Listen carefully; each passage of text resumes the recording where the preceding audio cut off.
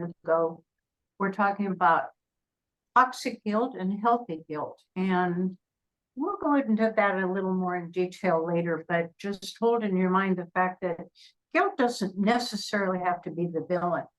I'm going to start with the definition of guilt. You have it on your screen. We can read it together. The definition being a self-conscious emotion characterized by a painful appraisal of having done or thought something that was wrong. A self-appraisal that is often accompanied by feelings of low self-worth, anxiety, self-reproach, regret, and critical self-talk. Guilt engenders feelings of deserving blame for offenses, especially for imagined offenses or from a sense of inadequacy. Now, the important point is that guilt is a socially adaptive emotion that opens the opportunity for resolution. That's where I'm talking about positive guilt. There's many faces to guilt, many topics, more than we probably can count, but I'll list a few. We tend to feel guilty when we are comparing ourselves to other caregivers. It's as if they're doing it better than we are, or somehow we're falling short. Another face of guilt could be the reactions to behavior before the diagnosis. Now, what I mean by that is before your loved one was diagnosed with dementia or mental decline, there were no warning signals. There were only little gaps in memory or cognition. And so you found yourself reacting a certain way because you didn't understand that they actually were evidencing symptoms of dementia. So it's easy to feel guilt because you didn't understand what was quote unquote going on. So not doing it right is definitely a face of guilt. Wanting to get away, feeling guilty that I have one out of here. I didn't sign up for this. I don't want to be here. And then feeling guilty about it because after all, you're a committed relationship and this is where you belong. Resentment and guilt almost are like strange bedfellows in that a person can feel guilty and then resent the object of their feelings of guilt. So it becomes a full cycle of resenting the very person you're caring for and resenting the situation that you're in. Feeling trapped? Absolutely. 24/7 caregiving can lead to a feeling of feeling trapped. You are not free to come and go because the person that you're caring for is dependent on you. So a lot of caregivers have a tremendous amount of guilt about feeling trapped when indeed, in many respects, there's some validity to that situation. A lot of caregivers feel guilty for asking for help. It's as if they feel like beggars at the banquet. You're asking for help. You really need help. However, you can feel very guilty. Can't you handle it yourself? Many families and friends don't really understand how to give help to begin with, but asking for it can be a trap as well. And of course, the ultimate feeling of guilt, feeling like a failure, is as if no matter what you do, it's not enough, it's not right. If you only were better at it, your loved one would get better or at least not get worse. So there's can be great feelings of failure. We're going to take a look at a reality check here. So we're using a stop sign. Stop and take a reality check. This is where the question comes up, does guilt help anyone? Well, on the surface, you think, no, it can't possibly help. It's not an active emotion, that active thought process that gets you anywhere. So guilt feels like a vicious cycle. However, I mentioned earlier, there is such a thing as positive guilt, or healthy guilt, if you will.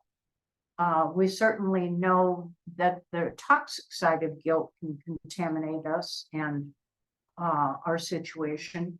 But what about positive guilt? Now, when we look at guilt in a positive light, we can look at it as a means to changing your behavior or the way that you're conducting your life, your caregiving. And the guilt factor, when it's healthy, can be an agent for change. You feel guilty, you go, well, what can I do about that? It actually gets you into a proactive rather than reactive stance. Now, we certainly can feel guilty when we're in the coulda, shoulda, woulda motivational trap. That's not the motivation that we're talking about that is positive. We look backwards and say, well, I could have done better, I would have done better, I should have done better. And you know, what I like to say is, don't should on yourself. When we know better, we do better. So these are stop sign reality checks. Am I immersed in the coulda, shoulda, wouldas? Then we look at guilt. What was so horrible? You start thinking, well, what are you complaining about? It wasn't that bad. But there's a dignity in honoring the fact that if you're feeling guilty, there's a part of you that wants change, wants to feel a release out of feeling that regret and guilt. So it's an uncomfortable emotion, but it can actually be proactive. And the biggest question we ask ourselves is, am I doing the best I can? That means that you have to be willing to take a realistic assessment. Am I doing the best I can with what I know, with what I've learned, with what results I'm seeing? Am I doing the best I can?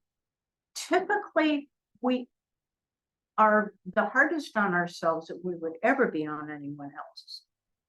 So we think about back into the shoulda, coulda, wouldas, when really you're doing the best you can at any moment.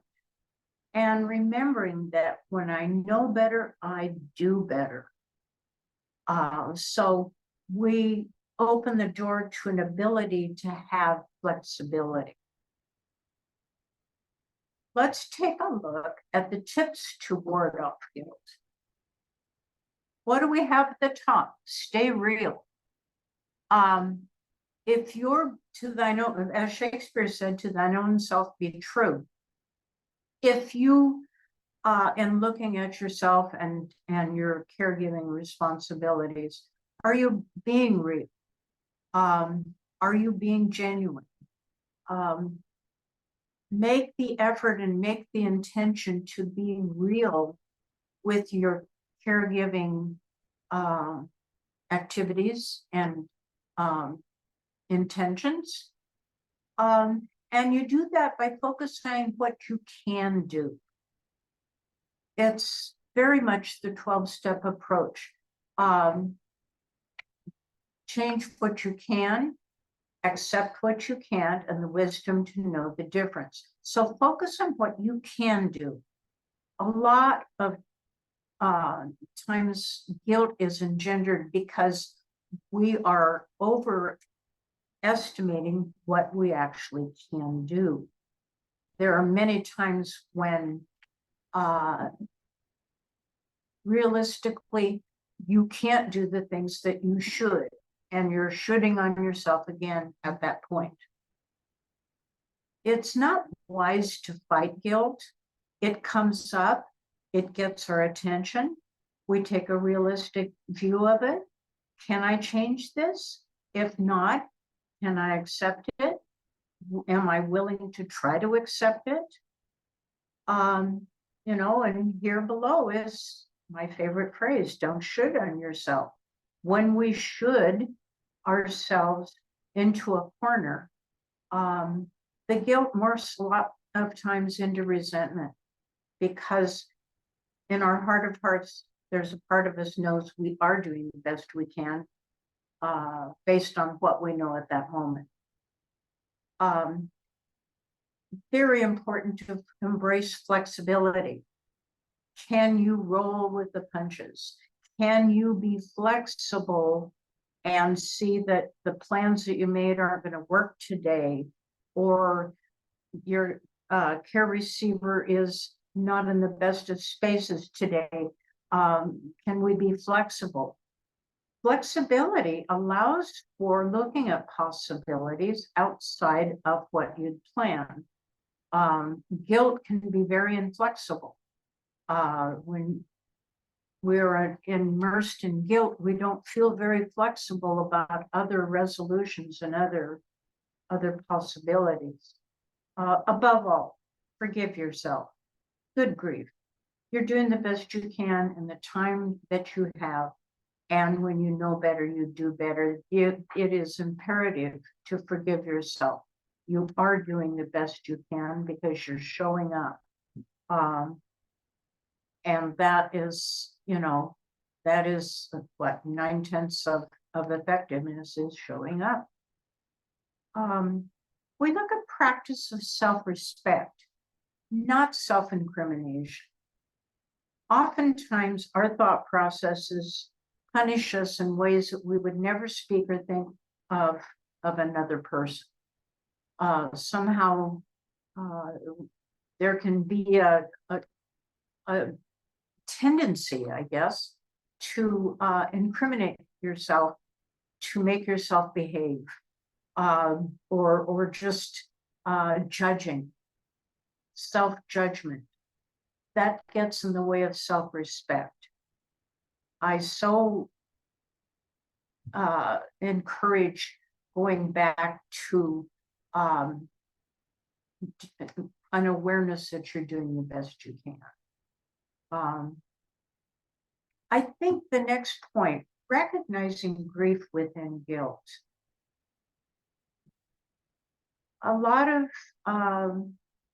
We have a lot of opportunities in feeling our guilt to realize that there's a real element of grief within it. We're feeling guilty for grieving the loss of the relationship we had with our loved one. We're grieving the loss of freedom that we once felt. We're grieving the knowledge that your loved one is slipping away from you. Then that guilt cycle into grief becomes very toxic. It is self-punishing in its own regard. I think it's very challenging to accept the loss of control. We are used to having control in our lives in a certain realm of how our world fits for us. Our loved ones are also used to being in a sense of control that they no longer have. There's sense of loss of control across the board. But the degree, I put it this way, the degree to which we can accept that we have lost control of a certain part of our destiny, of our loved one's destiny,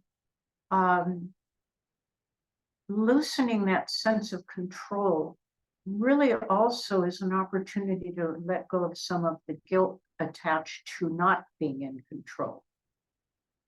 When I talked about positive guilt earlier, the point that we're looking at again now is using guilt as an agent of change.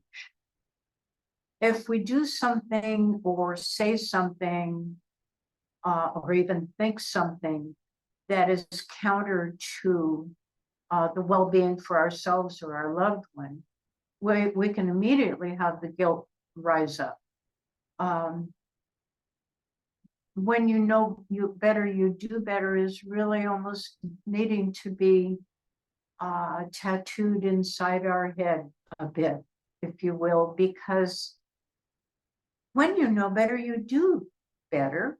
If you use guilt as a fulcrum instead of a club, you have the opportunity to change what you felt guilty about into something that you feel more positive and empowered about.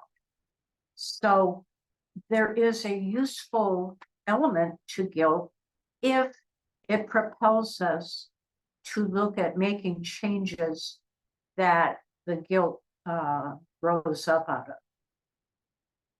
Most importantly, because we have what 2020 hind vision, we can look at the past and rehash it, but it's important to start where you are. If you behaved, thought, or acted in a way that brought up guilt for you in the past, you have an opportunity to renew yourself in the moment. You can start from where you are. That's all you can do anyway. So if you're looking at memory and punishing yourself with guilt over that, that's not doing anything. That is past. The good news is that you can start from where you are. We're going to look now at releasing the trap.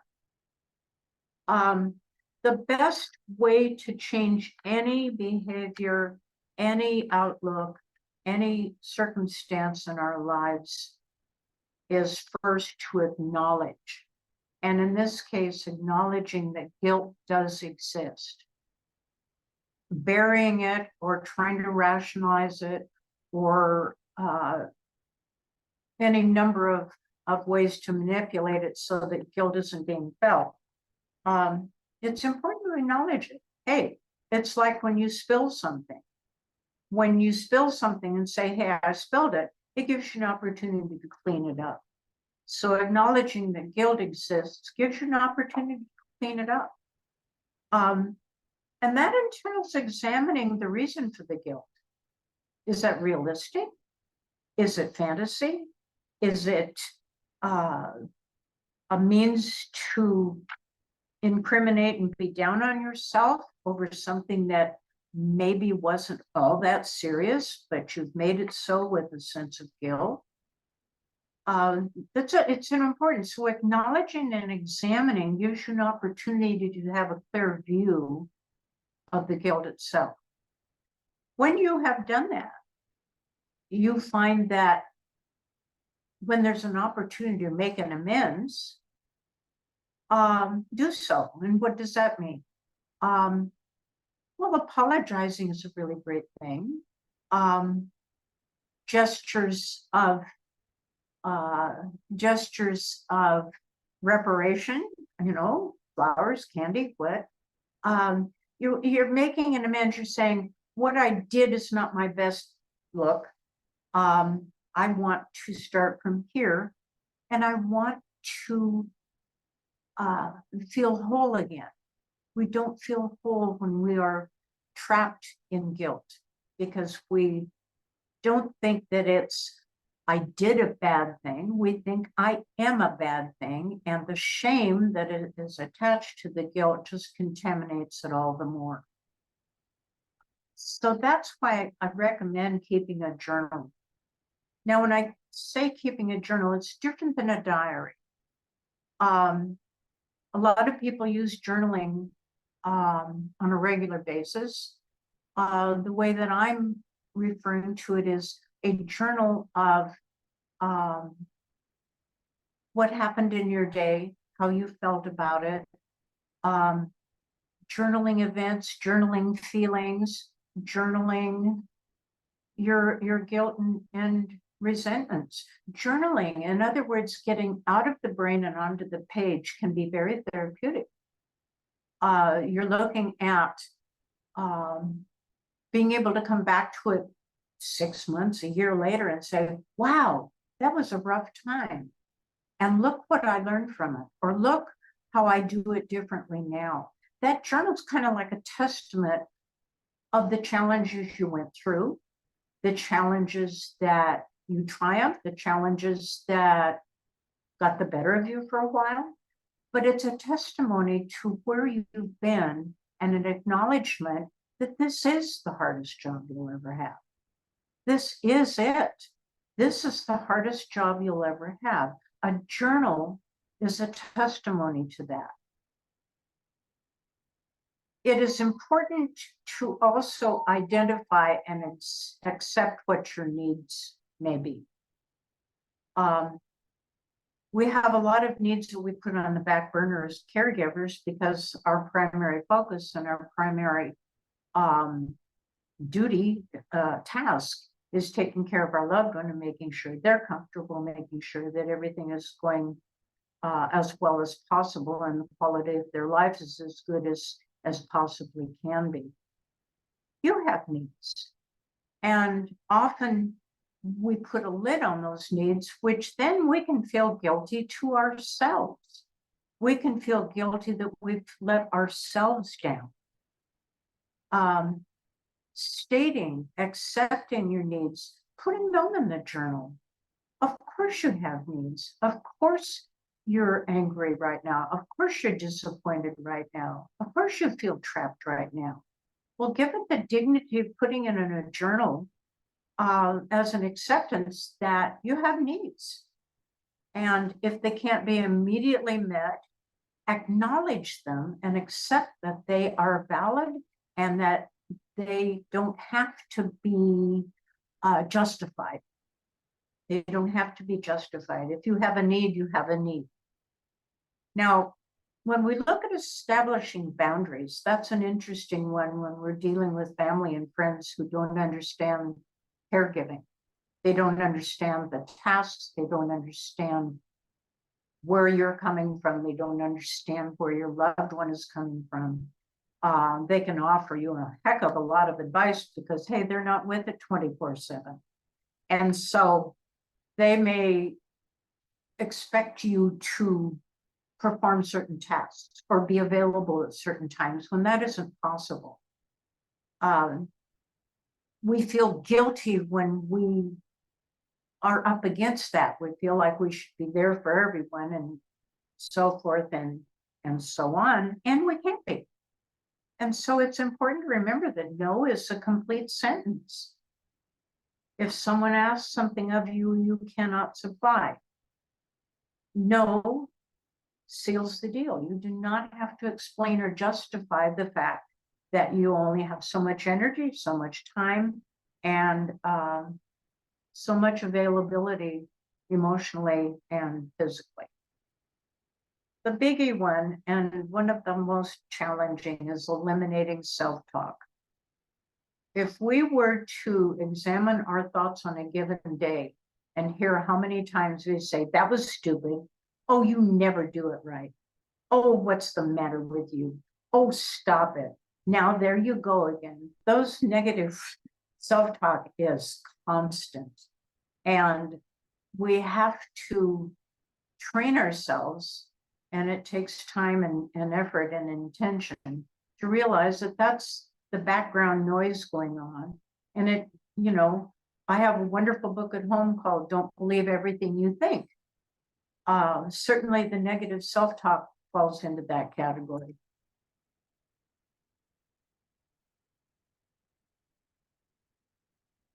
We're going to look at supporting yourself. I love this hawk, so I made it the symbol of how you support yourself, because I look at that hawk and I think about freedom. I think freedom and power, and with hawks and birds of prey, they have freedom with responsibility. They symbolize freedom with responsibility. So there's some things that it would do well for us to consider. First of all, know that others don't understand. When your friend comes up to you and says, I understand what you're going through, no, they don't. They may want to, they may intend to, but they can't, because they're not in your shoes. They're not in a 24/7 scenario of caregiving and what that means in terms of personal freedom, in terms of having to take care of a loved one that once was a companion, parent, or dear friend that no longer is available. So they don't understand, and they can, and bless their hearts for trying. Very hard to live up to as far as maintaining social connections. There may be times when you just need a cup of coffee and somebody to say, that sounds hard. You don't necessarily want your social connections to mean that they're going to save you or give you the right answers or make it all better. It's really about, we humans are social creatures. We need our social connections. And we also need to get away from the role of caregiver. We're not just a caregiver, we're a total human being, we're a total person. Time for yourself is a necessity. Often looked at as a luxury in caregiving, but it is a necessity. If you feel overwhelmed, when you feel overwhelmed, more to the point, it's good to take a time out. Now that time out can be 10 minutes out in the garden or just getting a breath of fresh air. It can mean going on a mini vacation and having respite care so that you can get away. But time for yourself can be interpreted in a lot of different ways. But what is the bottom line is you're focusing on yourself, your needs, and your desert. So it is not a luxury. It is a necessity and needs to be treated as such. Avoiding resentment. That's a tough one, because when we're up against the stuff we quote unquote never signed up for, we can feel very resentful. My husband can't handle the finances anymore. My husband makes a mess in the bathroom. My husband does this. My wife used to be able to cook these incredible dinners, and now she can't.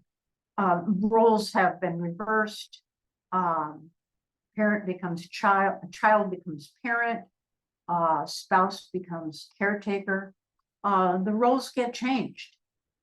And as they change with a progressive disease such as dementia, tremendous resentment is so available. What do we mean when we say tolerating ambivalence? Well, ambivalence is the good, bad, right, wrong, here, there kind of quality that makes up life in general. But when we're tolerating ambivalence, we have to realize that while I may really resent the situation right now, I love this person. I dearly love this person. There's an ambivalence that, you know, the good, bad, right, or wrong all comes colliding together. And why wouldn't it? It's a special kind of grief that your loved one is still alive and present physically and fading away relationally in terms of their personhood. Here again, now I said keep a journal. I differentiate with a diary. When you keep a diary, I think it's really more along the lines of how you're feeling, what you hope for. You can include quotes you heard during the day that were uplifting, but a diary is your letter to yourself.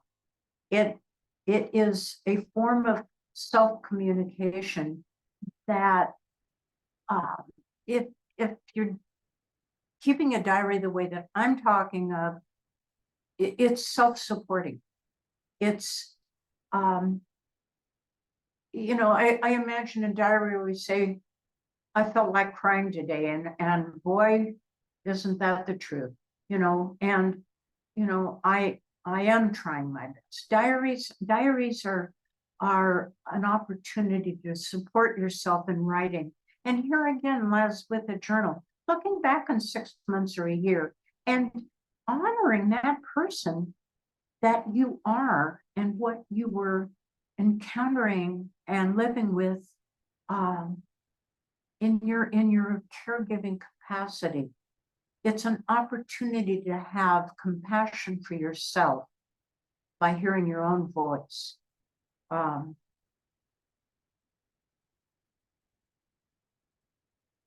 about embracing the new normal? Now, with guilt and resentment, it's pretty challenging to be able to make the shift into realizing, yes, life isn't the way it used to be. Life is a lot different. In a lot of ways, it's a lot harder. You know, there's a lot of disappointments and negative experiences and emotions that have gone together to make up the new normal. However, it's a little like the song "Keep Your Eye on the Bright Side of Life." Bright side of life. It's you still do have your loved one. The capacity may be different. The relationship may have changed considerably, but they're still with you, and there's still an opportunity to find ways to have it be a positive experience, if only occasionally. But most of all, realizing that you can't go back, you can only go forward, and going back is not that's your old normal. Your new normal takes on a different feel. It has to have room for ambivalence. It has to have room for flexibility, because this is how it is. And your mindset will greatly control and influence and inform your attitude for the future. So embracing the new normal means here I am. This is a tough one, being available for people. I think that's a work in progress for all caregivers, because they're so immersed, necessarily immersed in the care of their loved ones and their needs, and what's left over, being aware of what your needs are as well. But being available for people can be very healing. It's an opportunity for us to feel the connectedness with other people. It is, as I said earlier, we are social beings, so we really need the connection with other people, and being able to be available in a capacity where we can be with them and allow for them to be with us within this new normal.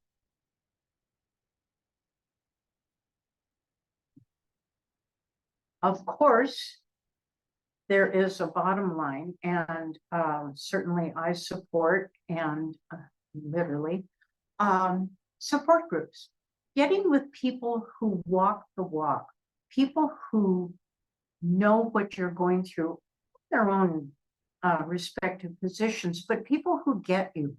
They understand and experience your caregiving lifestyle, your caregiving experience, because they also are in theirs. And much like a 12-step program where you could very well be sitting next to a biker that has chains and tattoos, but he's telling your story, because that commonality of people getting your experience and relating to you, no one but a fellow caregiver can really ever do that, because they haven't been there and aren't there. Highly recommend support groups, highly recommend Daybreak's support groups. Certainly we want to encourage people to take advantage of as many support groups as you can find. There's quality and value to be found in any support group. So I heartily encourage that, and I also highly encourage psychotherapy. Getting with a professional that can take you in and help guide you towards the positivity that is so needed in the caregiving realm. This is my wrap up, and it is a saying that I use quite frequently. This is the hardest job you will ever have. With courage and determination, you can and will succeed. Underline, underline, underline, know that you are not alone. Thank you. My comment is about the idea of being available for other people. And the thought that came to my mind is that I think what is meant by that is to be available to hear them and how they feel. Not so much to be available to go out and buy them groceries or to take care of. Yeah. I just wanted to say that. You're absolutely right. I think for the hardest thing, I wasn't going to come to this group because, I don't have any guilt. I'm fine. I don't have any caregiver guilt. And then I realized more that when I was talking is that, well, the guilt that I mostly feel is I didn't do enough. Yeah. I could have done more. Right. And so when I was thinking about that, while I was listening to you, Karen, I thought, because I'm really stuck on this, and it comes up in my relationship with Ephraim as well, that, or just in general, I was very willing and able to make my mother physically comfortable. I was able to be an assisted living facility for her. Yes. But I was not giving her memory care. I was not able to give the emotional and make the emotional connections. Well, I did. I did to the best of my ability, of course, but I feel guilty that I didn't try harder to to work with her language problems, because all the stuff that I read about aphasia and things that you need to do to help people with dementia and aphasia, it just like it was like, oh, that's too much. I can't attend to that emotionally. I can't attend to that intellectually. Yeah. I can't make up those word games. I can't do flashcards that she doesn't want to do, for 3 hours a day. I had a lot of that's where my guilt is, that I didn't try hard enough on that level. Even though I was trying, like she was always clean, she was always neat, she was always warm, she had a comfy bed, but the guilt that I have is more on the emotional side. Got it. And I sat with her, watched TV, but I could have been sitting with her. People say, oh, you should look at pictures together. Like we never looked at pictures. That wasn't an activity we had in our household. So I didn't know what it looked like to sit with someone and look at pictures together, because we had never done that. Exactly. And everybody says, oh, you should look at pictures. I just saw something recently. Oh, you should look at pictures. It's like, one of the slides talked about being realistic. It's interesting that you go there, because I am so touched by your caregiving with your mother and the sweetness that it brought out in you. You shared that recently. right. The shoulda, coulda, wouldas. What would that have done for your mother? You gave her something so much more valuable with your energy. We don't see, because it's intangible, the value of our energy and our love and how therapeutic that is. We look at form. We humans look at form. If it fits the form, then I did it good. If it doesn't fit the form, I didn't do it good. And that's why I call it a guilt trap, because we get trapped in feeling remorseful that we didn't do more. Right. when what you did with your mother was inspiring to all of us who watched, all of us who were able to witness. And you came away with this richness and experience that, if I'm saying this correctly from your share, you've never had with another human being. So there was a quality there beyond. And I feel compelled to say, knock that and put the past in your behind, or put your behind in the past, because what you did had immeasurable value for both of you, Mhm. Yeah, for both of you. These games and junk, I managed, as you know, two caregiving facilities, and administration was heavy on activities. You've got to do this one, you've got to do that one. And I watched people falling asleep and being bored with that. The minute you connected with them at the heart level, either through music or a shared activity such as baking something, but a meaningful activity, or just being there, was immensely rewarding. But we get caught up in, well, if you're a real good caregiver, you do word games and you try to see if you can hone their skills and this and that. right. We need connection. And you gave that. I did. I did. I think that a lot of times when we feel guilt, we, as Karen said, we're actually feeling grief. Yes. Exactly. Yes, I believe that. Yeah. We know And that to be true. Yeah. Yeah. I mean, you just can't disregard how painful it is, That's right. the reality. And it's just somehow easier for people who tend to be caregivers. That's, us, that's the people who do it. I mean, not everybody who has a family member who's sick comes up to the plate and is a caregiver. If you're a caregiver, it's probably because it's part of your nature. It's Mhm. not just the circumstance of, your situation, it's who you are. Sure. And it's easy to for us, I include myself, to confuse your own pain with you haven't done enough. Yeah. Yeah. Yes, and it's you keep it's important to keep asking yourself, am I doing the best I can? Instead of having this model out there of what that might look like, more to, am I able to be with my loved ones to the best of my capacity? And do I do it perfectly? Oh, good Lord. That is the wasteland for guilt, is perfection.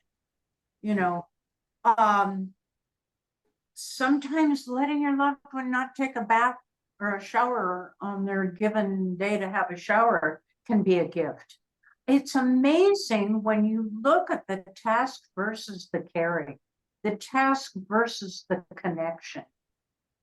The standards we put to ourselves don't include a lot of room for the fact that you're very loving, in the capacity that you're showing it, is the most precious gift you can give.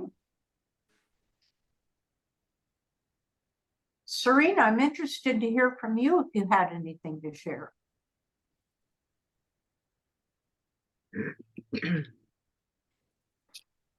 I was listening to Sarah, and yeah, I could understand her point of view. And I often, well, even now, in fact, I'm going to go over there later. I had to bring some medical supplies over to the boarding care. I always feel guilty when I walked out because, like like you say, have I given enough, or have I done enough or said enough to make them happy? Maybe it's me, that expect too much. Yeah. But I have to realize it's him. He's, it's hard. Yeah. It's difficult. Yeah. It's I know taking, I can't be so hard on myself. that's the point. It's taking the hand of that part of you that knows you're doing your very best, even though the judgment part of you is saying you could have done more, you should have done it better. Being able to muster up a sense of compassion for that part of you that is doing the best they can. Yes, the other day I went with his oldest sister, and he recognized her. He didn't recognize me. Mhm. And she said to him, "Don't you recognize her?" I said to her, "It's okay. But when I go, I like to spend a little bit of time, hoping that perhaps he remembers how to maybe play a little board game, but no, it's beyond his realm. Or if he can just even remember somebody on a picture album that my son-in-law just started up again on a different album of other family members that maybe he can remember. It's just strictly, I forgot to look at the picture album of just him and myself through the years, and hopefully, he could remember. But even if he has a glimmer of remembrance, that'd be great. But if he doesn't, that's okay. But maybe, in a flash, he might. That's all right too. If he doesn't, And there's room to grieve that. yeah. We talk a lot about our care receivers having unmet needs. Caregivers have unmet needs. The recognition, both cognitively and emotionally, Mm. when that falls down, that can exacerbate our guilt. I mean, our grief. I mean, for me to hear him say a whole sentence, it's amazing. Yeah. Then when he was at the other facility, he stopped talking altogether. Yeah. Yeah. Serene, I feel your strength. I feel your dedication. Thank you. I just want to witness to you and for you that I see you, and I admire you immensely.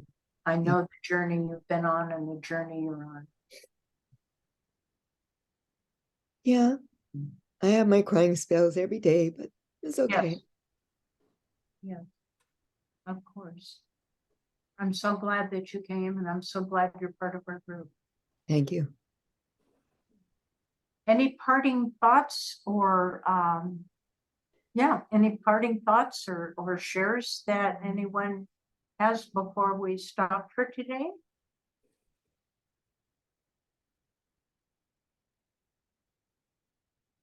I really want to thank you for coming. I treasure each one of you and feel I know you so well. And I'm delighted that we can support one another on this journey. To me, it's very sacred. And I appreciate you coming today. And I do hope that we can continue our association for mutual support. Take care, everybody. Bye-bye. Bye-bye. Everybody.